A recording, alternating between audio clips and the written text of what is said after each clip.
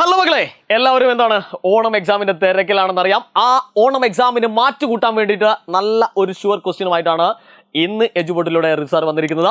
എല്ലാവർക്കും നമ്മുടെ ഈ ഒരു വീഡിയോ സെഷനിലേക്ക് സ്വാഗതം.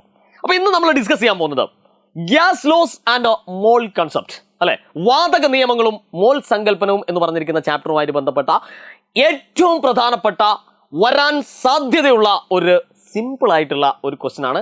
സിമ്പിൾ ആണെന്ന് വിചാരിച്ച് എന്താകരുത്, നമ്മൾ അതിൽ എന്താണ് അലസത പാടില്ല. വളരെ കൃത്യമായിട്ട് ശ്രദ്ധിച്ചു കഴിഞ്ഞാൽ മാത്രമേ അത് മനസ്സിലാവൂ. നേരെ വീഡിയോസിലേക്ക് പോവാം. നോക്കൂ, the relation between the volume and temperature. ഞാനത് ആദ്യം ഇംഗ്ലീഷിൽ ഒന്ന് വായിക്കാം മക്കളെ, അതിനുശേഷം ഞാൻ മലയാളത്തിലെ ക്വസ്റ്റ്യൻ കാണിച്ചു തരാം.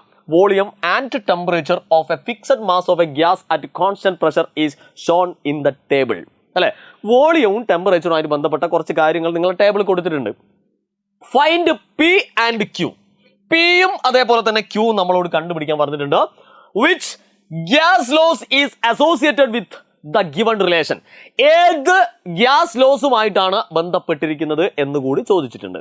ഇതാണ് രണ്ട് ക്വസ്റ്റ്യൻ ആണ്. നമ്മളൊരു 2 മാർക്കിനോ അല്ലെങ്കിൽ കുറച്ചുകൂടി ചോദ്യങ്ങൾ ഉൾപ്പെടുത്തിക്കൊണ്ട് 3 മാർക്കിനോ നമ്മളോട് ചോദിക്കാം. ഇനി മലയാളത്തിൽ നോക്കാം.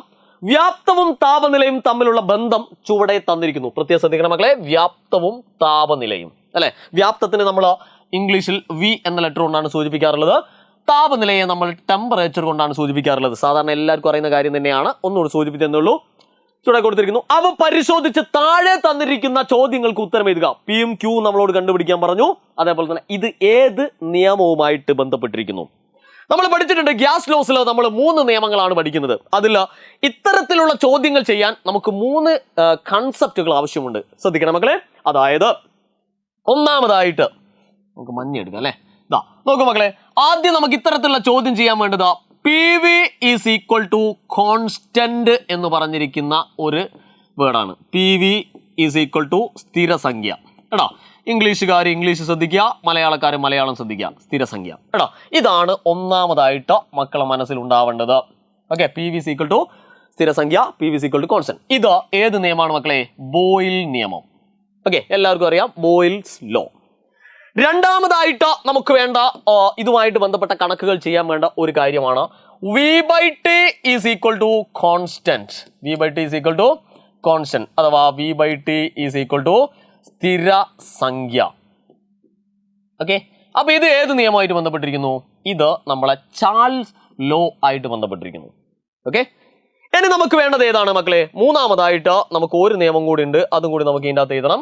That is V by N is equal to constant. V by N is equal to constant അഥവാ V by N is equal to സ്ഥിരസംഖ്യ.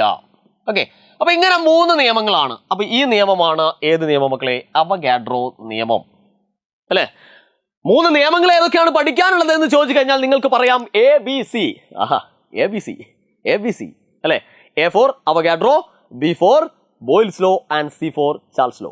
അല്ലെ, അപ്പൊ ഇത്തരത്തിലുള്ള ഈ ഒരു കാര്യങ്ങളാണ്, കൺസെപ്റ്റ് ആണ് മക്കളെ മനസ്സിലേക്ക് കയറേണ്ടത്. അല്ലെ, P V is equal to constant, P V is equal to സ്ഥിരസംഖ്യ, V by T is equal to constant, V by T സ്ഥിരസംഖ്യ, then V by N is equal to constant അല്ലെങ്കിൽ V by N is equal to സ്ഥിരസംഖ്യ.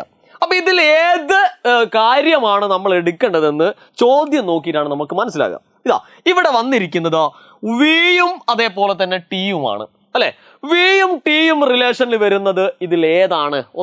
ഒരൊറ്റ പ്രാവശ്യം നോക്കിയാൽ മതി. അല്ലെ, വിയും ടിയും തമ്മിൽ കണക്ഷൻ വരുന്ന ഏതാ? ഇതിൽ എന്തായാലും വരുന്നില്ല, വിയും പിയും തമ്മിലാണ് ബന്ധം. അപ്പൊ ഇതല്ല നമുക്ക് മനസ്സിലായി അല്ലേ. ഇനി നമുക്കിത് നോക്കാം. ഇവിടെ വിയും എന്നും തമ്മിലാണ് കണക്ഷൻ, വിയും എന്നും ആണ് ഇതിനകത്ത് വരുന്നത്. നമുക്ക് വേണ്ടത് ഏതാണ്? വിയും ടിയും തമ്മിലാണ് ബന്ധപ്പെടേണ്ടത്. ഇതാ വിയും ടിയും തമ്മിലുള്ള ബന്ധം കണ്ടോ? അപ്പൊ ഇത് ചാൾസ് ലോ ആണ്. അല്ലെ, V by T is equal to constant. എങ്ങനെയാണ് മക്കളെ V by T is equal to constant അല്ലെങ്കിൽ വി ബൈ ടി ഒരു സ്ഥിരസംഖ്യ എന്ന് പറയാൻ കാരണം? ഇവിടെ നോക്കോളൂ. ഇതാ നോക്കോളേ, ഇതാ ഈ വിയെ ടി കൊണ്ട് നമ്മൾ ഡിവൈഡ് ചെയ്യുന്നു. വി ബൈ ടി നമുക്ക് വേണമെങ്കിൽ ഇവിടെ ഒരു എന്ത് ചെയ്യാം, ഇവിടെ ഒരു മാർക്ക് ചെയ്യാം, വി ബൈ ടി. അല്ലെ, വി ബൈ ടിന്റെ ഒരു മാർക്കിംഗ് അവിടെ കൊടുക്കാം. എന്നിട്ട് ശ്രദ്ധിച്ചോളാം മക്കളെ, ശ്രദ്ധിച്ചോളാം, ഈസിയാണ്. ഇതാ വിനെ ടി കൊണ്ട് ഡിവൈഡ് ചെയ്യാം. അതായത് ഇവിടുത്തെ 600നെ 300 കൊണ്ട് ഡിവൈഡ് ചെയ്ത് എത്ര കിട്ടും? 600. എല്ലാവർക്കും അറിയാം അല്ലെ, 600 ഡിവൈഡഡ് ബൈ 300 അല്ലെ, രണ്ടും ക്യാൻസൽ ചെയ്യുക, ദാറ്റ് ഈസ് 2 അല്ലെ. അപ്പൊ എത്ര കിട്ടി? വി ബൈ ടി എന്ന് പറഞ്ഞ സാധനം നമുക്ക് ഇവിടെ 2 കിട്ടി. റെഡി അല്ലേ? യെസ്.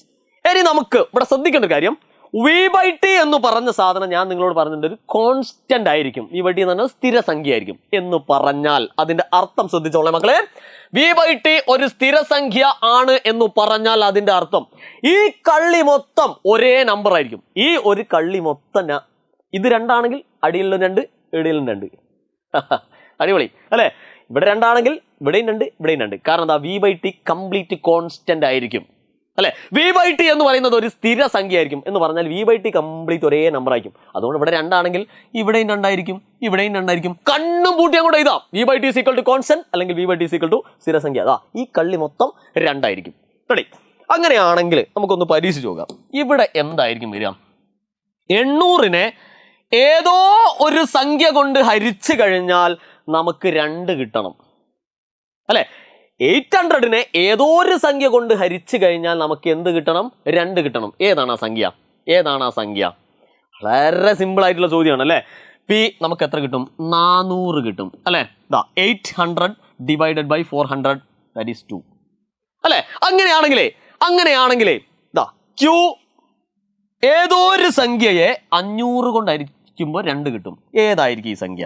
ഏതോ ഒരു സംഖ്യയെ 500 കൊണ്ട് ഹരിച്ചു കഴിഞ്ഞാൽ, ഡിവൈഡ് ചെയ്ത് കഴിഞ്ഞാൽ 2 കിട്ടും. ഏതാണ് സംഖ്യ? വേഗം പറഞ്ഞേ. യെസ്, ദാറ്റ് ഈസ് സിമ്പിൾ, 1000 അല്ലെ? ഇത്രയേ ഉള്ളൂ. അപ്പൊ ഇതൊക്കെ നമുക്ക് ചെയ്യണമെങ്കിൽ ഈ 3 കൺസെപ്റ്റിൽ നിന്ന് നമ്മളോട് ചോദ്യം വരാം. ചിലപ്പോൾ ബോയിൽസ് ലോ ആയിരിക്കാം, ചിലപ്പോൾ ചാൾസ് ലോ ആയിരിക്കാം, ചിലപ്പോൾ അവോഗാഡ്രോസ് ലോ. ബോയിൽ നിയമം, ചാൾസ് നിയമം, അവോഗാഡ്രോ നിയമം. അപ്പൊ നിങ്ങൾ മനസ്സിലാക്കേണ്ടത് ഇതിൽ ആരൊക്കെയാണ് കഥാപാത്രങ്ങൾ എന്നുള്ളത് കേട്ടോ. ഇവിടെ പിയും വിയും ആണ്, ഇവിടെ വിയും ടിയും ആണ്, ഇവിടെ വിയും എന്നുമാണ്. ഇവിടെ ഈ ചോദ്യത്തിൽ വന്നിരിക്കുന്നത് വിയും ടിയും ആയതുകൊണ്ടാണ് നമ്മൾ ഏതെടുത്തത്? ചാൾസ് ലോ എടുത്തത്. ഓക്കെ, അപ്പൊ കൃത്യമായിട്ട് മനസ്സിലായെന്ന് വിചാരിക്കുന്നു. ആ ചിരി കണ്ടാൽ അറിയാം നിങ്ങൾ മനസ്സ് സംതൃപ്തരാണെന്ന് എനിക്കറിയാം. ഇത് മാക്സിമം കുട്ടികൾക്ക്, നിങ്ങളെ കൂട്ടുകാർമാർക്കും അതുപോലെ തന്നെ കൂട്ടുകാരികൾക്കൊക്കെ നിങ്ങൾ ഷെയർ ചെയ്ത് കൊടുക്കുക. അതേപോലെ തന്നെ ഈ വീഡിയോയെ പറ്റിയുള്ള കമന്റ്സുകൾ താഴെ നിങ്ങൾ രേഖപ്പെടുത്തുക. അപ്പോൾ അടുത്ത ഏറ്റവും വിലപിടിപ്പുള്ള ഒരു ചോദ്യമായിട്ടോ നമുക്ക് വീണ്ടും കാണാം. Good bye.